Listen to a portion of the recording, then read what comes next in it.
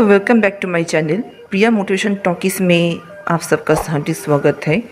आज कुछ मोटिवेशन से जुड़ा हुआ नहीं बल्कि अपना डर को महसूस करने के लिए एक केसेस के बारे में मैं बताने जा रही हूँ।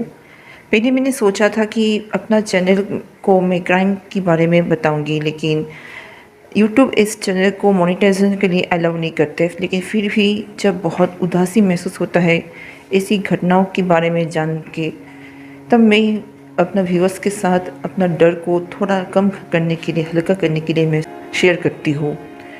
तो आज का कुछ केस वेस्ट बंगाल से जुड़ा है। 2 माँओं के किस्से में बताऊँगी, 2 माँओं की हरकत के बारे में मैं बताऊँगी। माँ ऐसी भी होती है जो अपनी ही औलाद की खून का प्यासा बन जाते हैं। ये तो पता है कि माँ और संतान का रिश्ता, बच्चों का रिश्ता सबसे पवित्र होता है। माँ का गोद बच्चों के लिए सबसे सुरक्षित महसूस किया जाता है, लेकिन वही माँ अगर हैवन बन जाते हैं, वही माँ की गोद बच्चों के लिए, अपनी बच्चों के लिए, अपनी औलाद के लिए एक डरावना जगह बन जाता है, तो दुनिया का सारे रिश्ते नाते खोखले बन जाते हैं। दुनिया के किसी और रिश्ते से क्या उम्मीद रखूंगी मैं। तो चलिए वक्त को बर्बाद ना करते हुए आज का केस मैं शुरू करती हूँ। पश्चिम बंगाल की रहने वाला, हुगली डिस्ट्रिक्ट की कोटनगर आनंद नगर की रहने वाली शांता शर्मा के बारे में बताऊंगी। आखिर ये शांता शर्मा किस तरह की माँ है। ये ऐसी पहली माँ नहीं है, इससे पहले भी एक ऐसा कांड हो गया था। अगले एपिसोड में इसी वीडियो की कंटेंट में दूसरे भाग में बताऊंगी कि इन 2 माँओं ने किस तरह अपने बच्चों को मौत के हवाले कर दिया। कहानी को ये इस तरह शुरू करते हैं कि 16 फरवरी को हमें खबर मिलती है कि एक 8 साल का बच्चा अपने ही घर पे अपनी फर्श में खून से लथपथ गिरी हुई हालत में मिली है। उसे लाया जाता है उत्तरपाड़ा की जनरल हॉस्पिटल में और उस बच्चे को मृत घोषित कर देती है।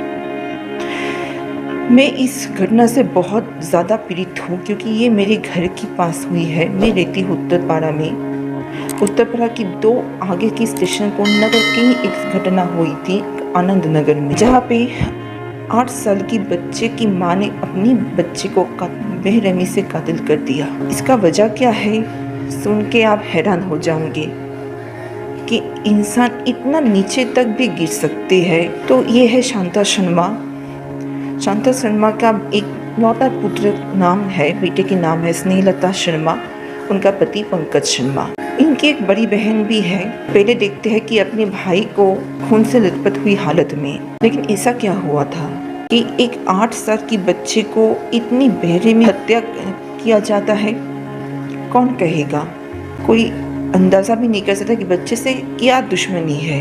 तो कहानी कुछ ऐसे शुरुआत होती है कि शांता शर्मा की बचपन का एक दोस्त जो कि मुस्लिम है, उनका नाम इफ्रित परवीन है। दोनों को बेस्ट फ्रेंड माना जाता था।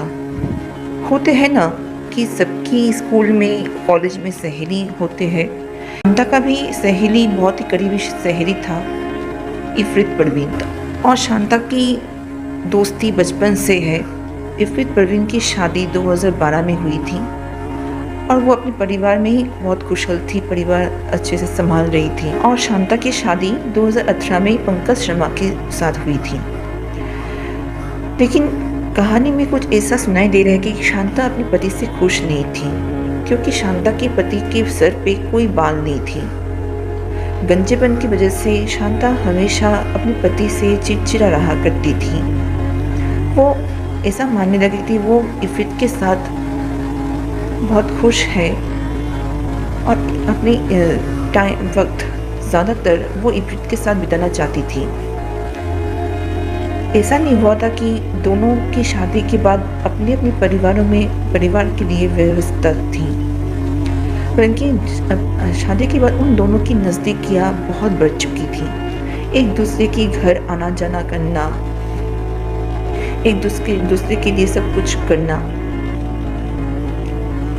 ऐसा माना जा रहा था कि शांता की ज़िंदगी में सबसे ज़्यादा इम्पोर्टेंट इफ्रित है। इफ्रित की ज़िंदगी में शांता भी उतना इम्पोर्टेंट है। इन दोनों की दोस्ती में कोई खरोच भी ना आए, ये लोग ऐसा ही कुछ चाहते थे। ये दोनों सिर्फ बेस्ट फ्रेंड नहीं थे, असल में ये दोनों एक दूसरे के साथ आकर्षित थे, सेम लैंगिक थे, यानी कि इंग्लिश में लेस्बियन कहा जाता है। हाँ, आप लोग सही सोच रहे हो। पहले तो मुझे भी हैरान लगी थी, लेकिन बाद में मैं भी कंफर्म हुई थी कि शांता और इफ़रित की रिश्ते बेस्ट फ्रेंड से बढ़कर एक दूसरे की तरफ आकर्षित थी शारीरिक तौर पर। 16 फरवरी को इफ़रित भी शांता के घर मौजूद थी, लेकिन किसी को कुछ भनक भी नहीं लगा था कि आखिर ऐसा क्या हुआ कि स्नेहशीष को इतनी बुरी तरीके से, इतनी बेरहमी से अपनी माँ के हाथों में बेरहमी से खून होना पड़ा। पहले जांच पे, पहली तफ्तीश में ऐसे ही कुछ लग रहा था कि शांता नहीं चाहती थी कि उसके साथ इफ़रित की रिश्ते सबके सामने आ जाए, क्योंकि वो इफ़रित के साथ हमेशा रिश्ते बना के रखना चाहती थी, अपना करीबी रिश्ता, अपना समलैंगिक रिश्ता बरकरार रखने के लिए। उसे शक हो गया था कि स्नेहशीष को पता चल गया था अपनी माँ की असलियत के बारे में। उसे डर लग गया था कि अगर उसका बच्चा सबको बता दे कि उसकी माँ एक समलैंगिक है, एक लेस्बियन है, एक जलते हुए उसका मुंह बंद करने के लिए स्नेहशीष को अपनी दोस्त के साथ, अपनी दोस्त इफ़रित के साथ पहले तो पत्थर से सर के पीछे के हिस्से में बहुत बुरी तरह से पीटा है।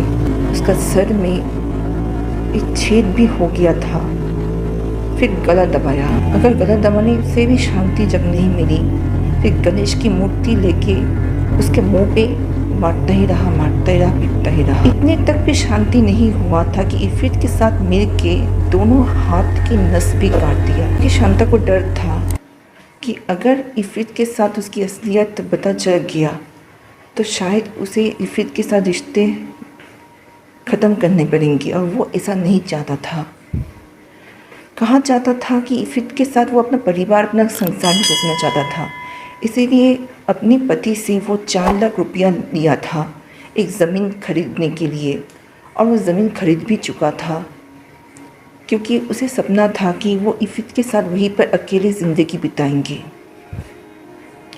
तो सोचिए, समझिए कि अपना समलैंगिक संबंध के लिए अपने बेटे को किस बेरहमी से मार सकते हैं अपनी माँ, क्योंकि एक 8 साल का बच्चा ये सब की क्या भनक लगती है, उसे क्या पता है होमोसेक्स के बारे में, समलैंगिक संबंध के बारे में, लेस्बियन के बारे में, गे होने के बारे में। एक 8 साल के बच्चे की दिमाग में कैसा आएंगे, समझेंगे।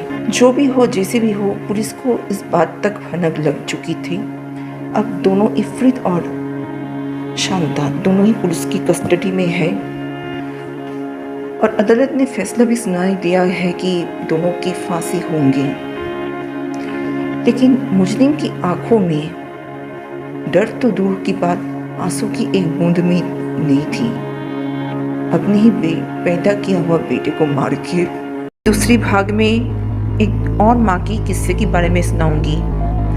देख रहे हैं इस औरत को, कभी सोचे ही हैं एक अच्छी भरी परिवार में अच्छी परवरिश, एक अच्छा एजुकेशन मिलने के बाद ऐसा अपनी जहन में, अपने दिलो दिमाग में ऐसा खौफनाक, खतरनाक प्लान किस तरह एक माँ ला सकते हैं अपनी बेटे को मारने के लिए। उस बेटे को जो अपने बाप से खुशी मिल रहा था, उस बाप को जो अपने बेटे से खुशी मिल रहा था, दोनों की खुशी को एक साथ नहीं देखने के कारण अपने पति से बदला लेते हुए अपनी बेटे को निशाने पर रख के एक 4 साल के बेटे का कातिल कर दिया। क्या आप जानते हैं कि इस औरत है कौन? इस औरत का नाम सुजना सेठ है। अगर इसका एजुकेशन जानेंगे तो हैरान रह जाएंगे कि एक अच्छा परिवार से परवरिश मिलने के बाद एक माँ के दिमाग में ऐसा खौफनाक रंजिश कैसे आ सकती है कि अपने पति से जुदा होने के बाद अपने पति से उसका बेटे का खुशी नहीं दिखा जा रहा था। तो कहानी में इस तरह शुरू करूँगी कि सूचना सेठ ने 12 साल की एक्सपीरियंस है AI आर्टिफिशियल इंटेलिजेंस में, और वो CEO है माइंडफुल AI लैब में। सूचना ने फिजिक्स में ग्रेजुएट किया था और उसे फर्स्ट क्लास नंबर भी मिली थी भवानीपुर एजुकेशन सोसाइटी में 2006 में। फिर 2008 में फिर से उसे फर्स्ट क्लास मिली थी। तब से वो उसे नौकरी मिल गई थी और 12 साल का एक्सपीरियंस हो चुकी थी AI एक्सपर्ट में, और सारा डेटा साइंस वही मॉनिटरिंग कर रही थी। 2010 में 13 जनवरी में उनकी शादी वेंकट रमन की नाम के एक शख्स के साथ हुई थी। शादी में ऐसे कुछ लग रही थी कि उन दोनों में कोई प्रॉब्लम नहीं है, बहुत गहरी संबंध है पति पत्नी आपसी में। लेकिन 2020 में इन दोनों की डिवोर्स हो जाती है। डिवोर्स के बाद इनका 4 साल का बेटा चिन्मय माँ का ही कस्टडी मिल चुकी थी। लेकिन पति ने दावा किया था कि वो अपने बेटे से बेहद प्रेम करते हैं और वो अपना पिता का रिस्पॉन्सिबिलिटी निभाना चाहते हैं। इसीलिए कोर्ट से इजाज़त मांगते हैं कि इस हफ्ते में एक बार चिन्मय से मिलने का उसे अधिकार दिया जाए।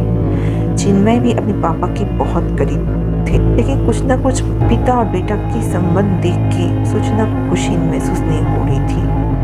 उसे इनसिक्योर फील होने लगी थी कि वेंकट उसे उसके पास उसके बेटे को नहीं लेने की साजिश रच रही थी। इसीलिए वो नहीं चाहती थी कि उसका बेटा उसके पिता वेंकट से कभी मिले। लेकिन कोर्ट की मर्जी के खिलाफ वो कुछ कर भी तो नहीं सकती थी। रिश्ते और भी उलझते जा रहे थे। सूचना बहुत फ्रस्ट्रेटेड हो चुकी थी, लेकिन किसी को देख के उसका फ्रस्ट्रेशन उसका अंदाज़ा भी नहीं हो रही थी बाहर से। आने वाला दिनों में ऐसा और भी सच्चाई कहानी के बारे में जानने के लिए कृपया कमेंट सेक्शन में अपना राय दें।